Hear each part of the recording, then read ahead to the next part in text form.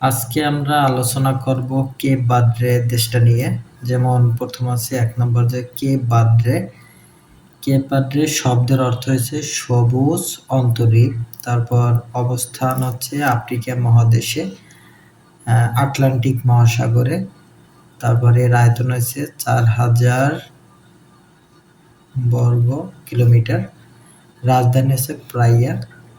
তারপর মুদ্রার নাম হচ্ছে কেপ ভার্দিয়ান এসকুডো।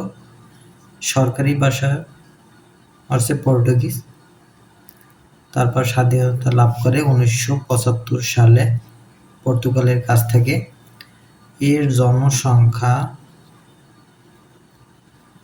জনসংখ্যা হবে ৫ থেকে ৬ লক্ষ। তো ভিডিওটি ভালো লাগলে অবশ্যই লাইক, কমেন্ট, শেয়ার করুন। সবাইকে অনেক ধন্যবাদ।